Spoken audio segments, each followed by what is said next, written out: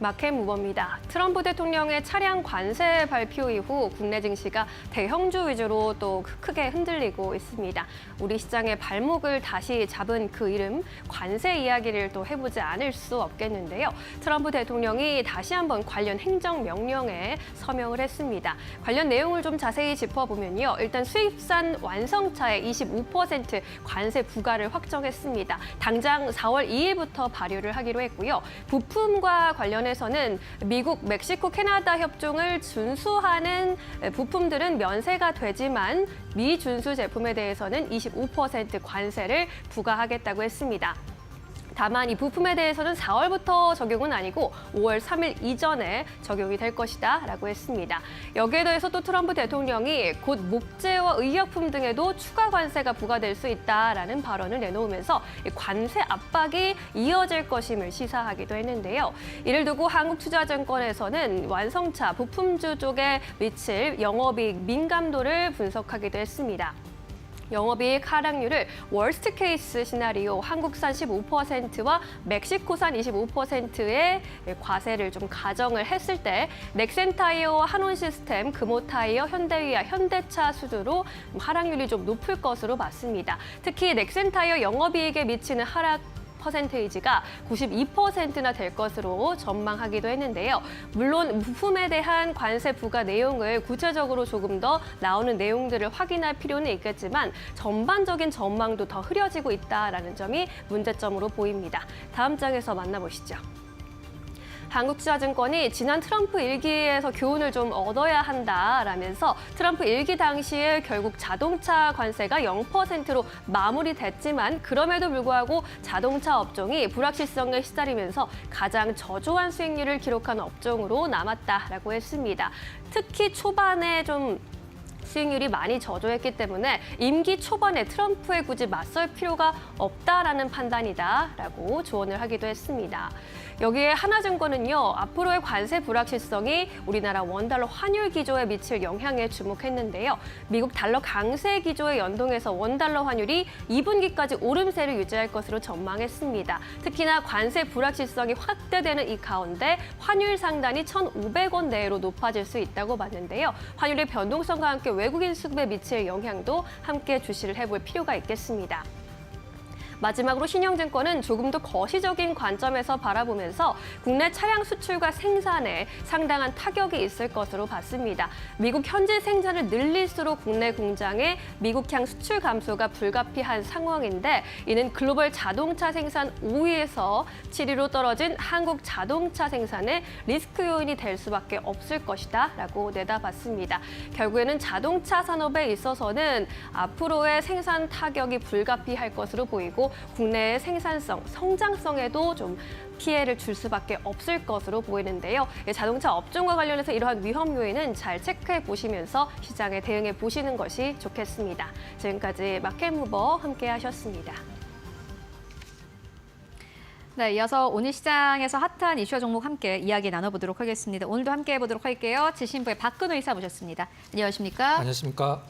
네, 오늘도 시장 이야기를 해볼 텐데 오늘 시장이 안 좋습니다. 코스피랑 코스닥이 2% 이상의 급락이 나오고 있는데요. 약간의 조정은 사실 오늘 조정받고 지나가는구나 이렇게 생각할 수 있지만 이렇게까지 좀 떨어질 때에는 늘 불안함이 들기 마련입니다. 특히나 공매도 재개도 앞두고 있는 상황이고 관세 이슈도 아직 해결되지 않았기 때문에 시장을 그 어느 때보다도 좀 조심스럽게 접근해보는 게 좋지 않을까 하는 생각이 드는데요. 오늘 그렇다면 어떤 이야기를 나눠보면 좋을까요? 지금 바로 주제 만나보도록 하겠습니다.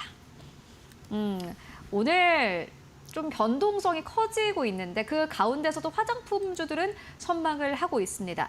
앞으로 화장품주들에 대한 전망 그리고 최선호주가 있으신지 질문 들어보도록 하겠습니다. 네. 화장품만 오늘 봤을 때는 그렇게 특별하진 않은데 시장과 같이 보면 화장품이 상당히 시장 대비해서 견조하다 이렇게 느낌을 주고 있는 상황인데요. 일단 지금 현재 우리나라 화장품이 이제 위치해 있는 어떤 구간을 좀 한번 살펴볼 필요성이 있습니다. 화장품이 처음에 이제 시장에 주도주로 나섰을 때가 이제 2014년도, 2016년도였었거든요. 그때는 이제 화장품 자체가 코스닥 시장을 끌어올릴 정도로 이제 화장품 시장이 굉장히 좀 활성화가 됐었는데 그때는 이제 중국 기반이었고요. 그다음에 지금은 이제 미국 기반이라고 할 수 있는데 지금 2차 화장품 붐이라고 이제 얘기를 할 수 있는데 23년도서부터 시작을 했다라고 하는 게 맞겠죠. 실질적으로는. 근데 이제 화장품이 시장에서 가장 큰 각광을 받을 때가 이제 언제냐면 이제 중국, 뭐 한안령 이런 얘기 나올 때 이제 화장품이 시장에서 나름대로 좀 퍼포먼스 있는 흐름이 나오는데 제 개인적인 생각이긴 합니다만 화장품의 어떤 그 구입할 수 있는 특성상 사실 한안령이 본격적으로 해제가 된다라고 했을 때 어떤 세티멘탈적인 심리적인 투자 심리는 좀 약간 그 개선이 될 수 있어도 실질적으로 화장품 기업들에 이렇게 실적적으로 영향을 미칠 것 같지는 않거든요. 지금은 이제 중국보다도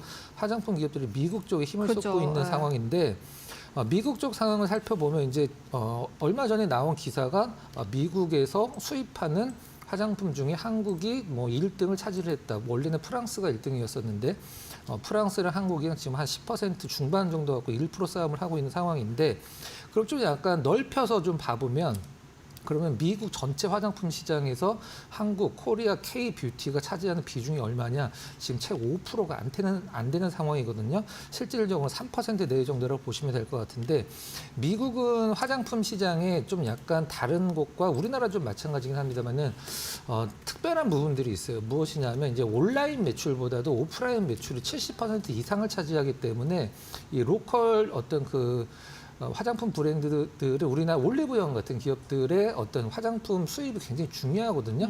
지금 우리나라 화장품 기업들이 그거에 좀 신경을 쓰고 지금은 이제 뭐 SNS 같은 거에 많이 좀 신경을 쓰고 있는 상황이죠. 일단 그 제가 봤을 때는 이제 중국 쪽에서 대장이라고 해서 아모레퍼시픽이 일단은 뭐 톤 다운되고 있는 상황에서 이제 OEM 업체 기준으로 이제 많이 올라가고 있는 상황인데 가장 중요한 것은 관세에서 오히려 이제 우리나라 그 ODM 기업들이 수혜를 입을 수 있다라는 부분들이 시장에서 좀 많이 이제 분석이 되고 있는 상황인데 어떤 부분이냐면 이제 중국 쪽의 물품 어떤 관세가 화장품까지 연결이 된다라고 했을 때 중국 쪽에서 세계적인 기업들은 중국에서 굉장히 많이 생산을 하거든요. 근데 그거를 한국 ODM 쪽으로 옮겨올 수 있다. 뭐 이런 얘기도 좀 나오고 있는 것 같아요. 그런 부분 좀 시장에서 좀 분위기를 조금 더 가능성인 거겠죠? 그렇죠. 그런 부분 보시면 될 것 같고 원픽을 이제 본다라고 하면 저는 이제 브랜드 쪽은 조금 아직은 좀 아니라고 생각을 하고 있고 OEM, ODM 쪽에서 이제 삼총사죠. 코스맥스, 그다음에 한국콜마, 코스메카 코리아인데 코스메카 코리아의 어떤 실적 증가세를 봤을 때 뭐 가장 쉬운 단어로 지금 혼자만 왕따를 당하고 있는 상황이거든요. 근데 코스메카 코리아도 이제 뭐 생산 캐파나 이런 것들은 되게 뒤처지진 않는데 수급이 코스맥스 쪽으로 너무 몰리다 보니까 코스메카 코리아가 좀 약간 소외가 된 듯한 느낌이에요. 코스메카 코리아의 최근에 가장 나온 뉴스 중에 주목할 만한 부분은 미국에서 이제 선케어 시장 진출인데 진출이 아니라 이제 인거루드 종속회사 인거루드가 이제 선케어 공장을 갖고 있죠.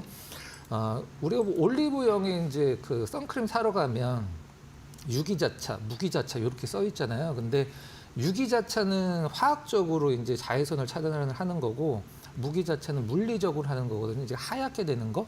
근데 지금 미국에서 이제 해안가 있는 도시 주들 중심으로 이 화학적인 그 선크림을 사용을 못하게 하고 있어요. 이제 해양 오염이 심해진다라고 해서 그래서 이 무기자차 쪽으로 이제 많은 어떤 힘을 주고 있는 인거루드가 코스메카 코리아의 어떤 실적적인 측면을 많이 도움이 될 것이다. 이런 좀 분석이거든요. 좀 나름대로 좀 근거 있는 부분이라고 생각을 하고 있고 몇 번 말씀드렸듯이 미국에서 선크림은 일반 의약품에 속하기 때문에 아무나 만들 수도 없고 허가를 받으려면 2년 정도 걸리기 때문에 코스메카 코리아 인거루드 미국 선케어 공장으로 실적 개선돼 지금도 실적이 뭐 너무 좋죠. 근데 올해 조금 더 좋아질 것이라고 생각을 한다. 뭐 이렇게 말씀드리도록 하겠습니다. 알겠습니다. 코스메카 코리아 만나보고 왔습니다. 화장품주가 좋다고 했는데 지난해 대비해서 특히나 코스메카 코리아가 크게 조정을 받은 상황이고 주가가 아직 크게 따라가지 못하고 있는 상황입니다. 최근 들어서 기관의 수급이 들어오고 있는 상황인데 박근호 이사님께서는 코스메카 코리아가 다른 기업들 대비해서 아직 주가가 많이 못 올랐기 때문에 지금부터 지켜보자라는 의견 전해주셨습니다. 함께 참고해 보시면 좋을 것 같고요.